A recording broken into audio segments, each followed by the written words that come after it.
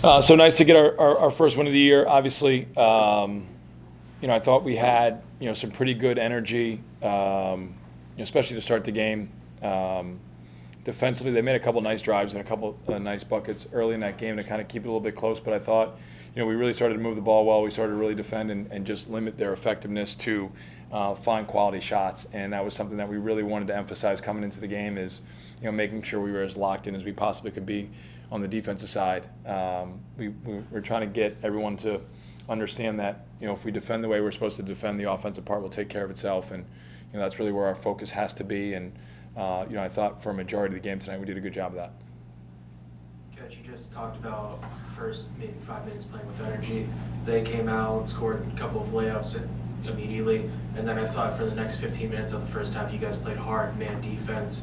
You gave them nothing, no space, besides maybe they had to settle for some jump shots. Mm-hmm. Is that more of just the energy thing you like to see, or is that maybe you saw they had a couple of big men down low and you don't want them to get down low in the paint, so you forced them to take jump shots? I mean, we're always trying to protect the rim, right? We don't want people getting layups. We don't want people getting uncontested threes.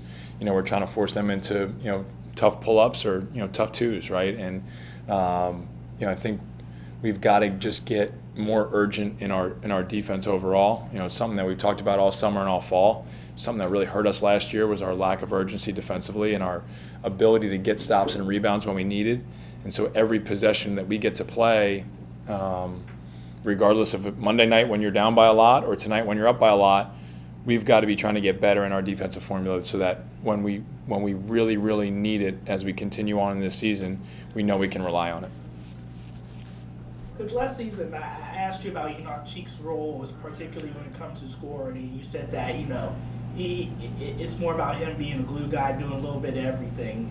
This year so far is leading the team in scoring, coming off the big breakout game at the end of last year. Is it safe to say his development has continued, I guess, in a way?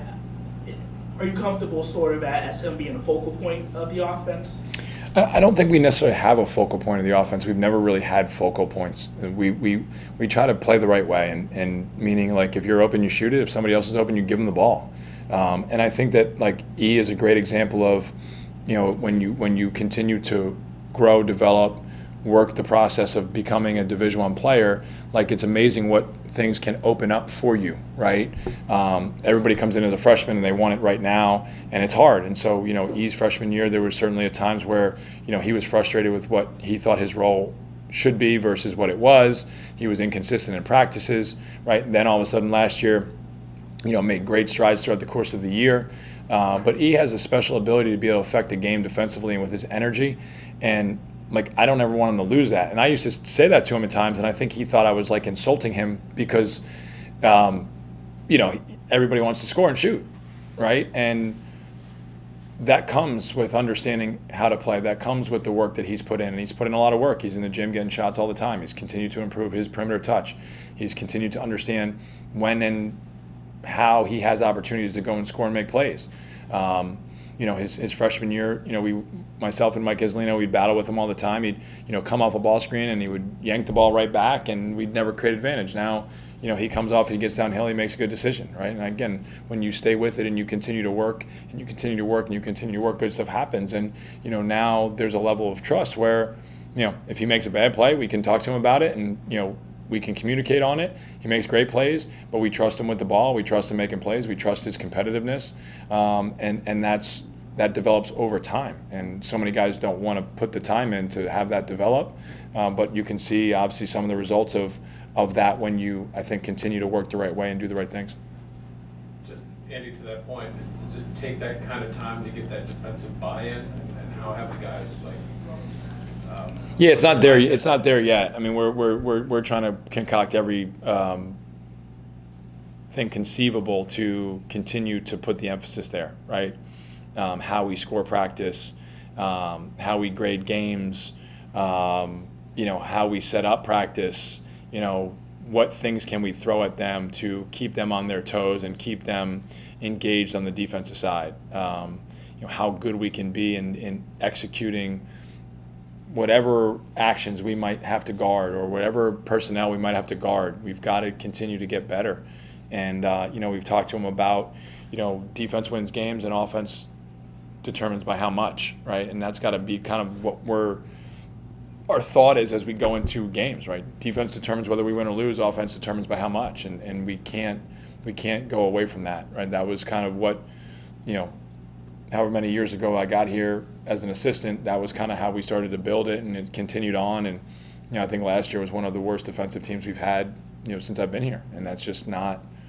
It's not a recipe for success, and it's not the kind of program we want to have. And so, we've got some guys that I believe are buying into it, guys that are trying to work, guys that are trying to learn it, right? We do have some, again, like always, some new bodies that are out there figuring it out. But, Khalil and Enoch and Mike and Matt, like those guys have to be mainstays in that, with other guys bringing up support and learning and growing and making us that much stronger on the defensive side, right? We have some more size with, Kevin Martina and Steph Walker, even some more perimeter size with Jackson Last and Chris Ford, and those guys have to be able to come on the court, and, it should be like we could pull any 5 guys out and they can go out and they can get stops, right? And then we can figure out what we need to do on offense. But to be able to get stops and to be able to rebound the ball is the path that we have to follow in order to become a more successful team. Stephon Walker got his second straight start for you. What have you liked about him since he arrived at campus as a freshman, and sort of his impact so far? He's physical, and he goes after the ball, and he tries to do what we ask him to do, right? And I think there's, you saw the one drive he had tonight from the perimeter. You saw him, make a 3 tonight. The first few months of practice, we were kind of like urging him to do some more of that, and he was like, I got to learn. He's again a good example of, like, he came in, he's trying to defend hard, he's trying to, he has a great instinct to be able to rebound the ball, and then, like, as he's gotten more comfortable, we've started to see some more of the skill in some of the plays that he's made, but he's trying to keep it as simple as he possibly can. He's trying to do what he's being instructed to do every day, and he's trying to do it to the best of his ability. And you can see 10-6 the other night at Ohio State, 9-5 tonight, right? 4 defensive rebounds, some really strong physical play. He's not afraid of the contact. He's willing to put his chest in front of people, and that's really benefited us a great deal, I think. Andy, it just seemed like yesterday, since you played St. Vincent, Chris was on that team. Yeah, and we've had that road game. Yeah, yep. He's a pretty good basketball mind, isn't he? Yeah, for sure. I watched their team play last night against Carlo, and he did some really good stuff, and I think that they are, they have some guys that they can create some really good mismatches against a lot of teams. Obviously France is a good player, and Praya creates mismatches, and I think they utilize those guys really well. And Chris, I mean, he grew up in this, right? I mean, Rich was probably dragging him to gyms before he even knew what gyms were, and so you just Rick can't stay away now. Yeah, exactly right. And so those are the things that I think are unique when you have guys like Chris that are doing the job he's doing, and I think they're going to have a really good season. Coach, can you talk a little bit about Josh Corbin? Obviously, coming in as a transfer student might not be the easiest thing, and then going 1 for 12 at Ohio State, maybe trying to push too much, but tonight having a bounce back game with 12 points. Can you talk maybe about his determination just to be better every game? Yeah, Josh has a great he has great consistency to him, and so I know he was obviously very disappointed with the game on Monday. That's home for him, right? And so there's a lot of friends and family there, and you want to play perfect, and sometimes you can't. And they tried to do everything in their power to make him play as poorly as possible. I mean, he didn't get a ton of clean looks. They were all over him, great size, trying to force him to the rim, and he's trying to figure out what he can and can't do. Like him and I, we watched 30 minutes of film today, and we watched the second half of the Ohio State game, and just to show him there's some areas where I think his role that he had previously was really just to be a one-dimensional shooter, and he shoots the ball extremely well, but there's times that he's got to go into the paint to keep defenses honest, and I just don't know if you can be completely one-dimensional and be as consistent as we need you to be, right? And for him to be able to score and be as big a threat as we need him to be. And so finding those areas where when people are running him off the line like they are, where he then can make positive plays for our team, whether it's him scoring or him creating advantage or creating a pass for somebody else, we need him to do some of that stuff. And I think that's he's learning that. But the one thing about him is he's willing to put in the work. He this summer I didn't think that he was being aggressive enough from a shooting perspective, and we talked about it after a practice, and the next practice he took 15 threes. So, and he said, was that aggressive enough? I said, yeah, absolutely, do it again tomorrow, right? And so, I think he's willing to get coached. He wants to do the things that are right for the team. But like you said, there's going to be a process of adjusting and understanding where some of those reads and opportunities are. Do you like this game after a game like Ohio State? Yeah, I think it's good to have a balance of all that. Obviously, I think we were all disappointed Monday night, and it's, nothing against Ohio State. I just didn't think we played to our standard, right? And regardless of the score, right? I thought there was things that we could have done much better that we did not do. And I talked about it with those guys, and I think, so far this group of guys has done a really good job of, rising to challenges, being coachable, trying to execute what we're asking them to do, being consistent in their practice habits. And I didn't think that Monday night exemplified any of that. And so it's good to be able to come back, especially on a quick turnaround, get another game under our belt, hopefully have some good feelings as you walk out of the gym. Obviously, I thought there was great connectivity and energy on the bench, during the course of the game today. Even at the end, Tanner O'Grady's diving on the floor. Guys are up cheering for him. Like, that's what we want to have. That's what we want to be about. And so, we got to keep building it. We got a long way to go, but I think all these opportunities are great chances for us to continue to get stronger in how we need to play to be successful. And you mentioned there's some building to do, and defense is an area you're still working on, but Enoch was saying he loves the grit of this group and some of the new guys. You bring guys in, you don't really know what they're going to do. Are you happy with that part of it? Do you feel like you're getting more of that type of effort? Yeah, I think one of the things that we talked a ton about in the springtime as a staff was trying to find some players and people that value the game the way that we do, right?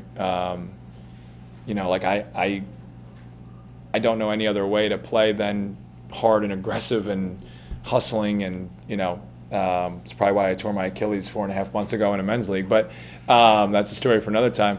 But that's the only way that I know how to play. So I don't know. So when you don't have people that see the game at least somewhat through that lens, it's almost like you're talking to aliens. You're talking about a different sport, right? And we've had more guys that are willing to put their body in harm's way, more willing to be physical, more willing to dive on the floor. And again, you don't have to be the strongest guy out there to be physical. You just got to be willing. You got to be willing to just put your chest there and take some contact or protect the basket or take a charge or whatever it might be. And so I think there's some more guys with that kind of mindset. Even as we went into some of the timeouts late at Ohio State, guys like Jackson Last, guys like Josh, guys like Steph Walker are sitting there going, keep fighting, keep fighting, keep fighting. And that's exactly the mindset we got to have. Like, there's more possessions to play.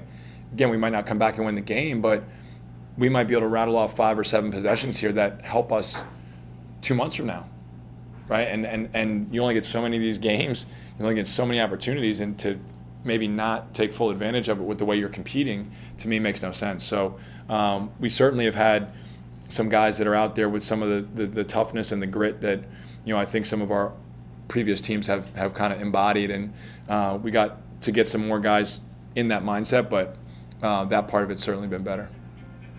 Coach, you guys shot 60% from 3 in the first half, and then the whole game you guys shot 50%. Is that maybe the game plan going in with the plays you're running specifically? And then also maybe guys not taking contested threes and making sure they have an open look? We talked about trying to play it inside out as much as we could. Obviously, the way that Pitt Greensburg guarded us, they tried to go under a lot of our screening actions, and we wanted to make sure that we did not kind of fall into the trap of maybe shooting a quick 3 before that ball got into the paint. A couple times early we did that. Josh took a couple. Josh has a different level of freedom than some other guys do. But we really wanted to get the ball into the paint before we took a perimeter shot. Like, we tried to tell our guys, hey, we can come down and we can make one pass and we can shoot a semi-contested 3, and 25 seconds later, that shot will still be available to us. But in those 25 seconds, let's try and find something that's of a higher percentage or better quality. And I thought our guys did a pretty good job of doing that, picking and choosing the right times to take those threes versus trying to continue to get the ball in the paint or to the rim. You were without Mike Green for a second straight game. Sort of a stats update with him, and how have you felt overall about the point guard play and sort of the passing of the team? I didn't think we did a good job of getting any ball movement on Monday. Today was better. I still think we could be sharper in that. Mike, prior to the game on Monday, started to get flu-like symptoms. I don't even know what that means, flu-like symptoms. He got the flu, so he got sick before the game Monday, and still kind of recovering from that. About probably 10 days ago, we had, Tristan Jeffries get it, and then Josh Corbin got it, then Enoch got it, then Cleo got it. So it's kind of like gone through our group a little bit here, and maybe it'll be done and gone with, for the rest of the year, but with some pretty severe symptoms, kind of more severe than in years past. And I know that's a little bit of a story nationwide. The flu's kind of hitting people a little bit harder since there's the immunity's down. But that's what happened with Mike, and obviously that affected us. I think Monday some, because he's a guy who obviously can help organize us. He can help create shots. He can help get his own shot, right? And you need some guys like that in games like Ohio State. All right. Appreciate it. Thanks. Obviously, Yeah.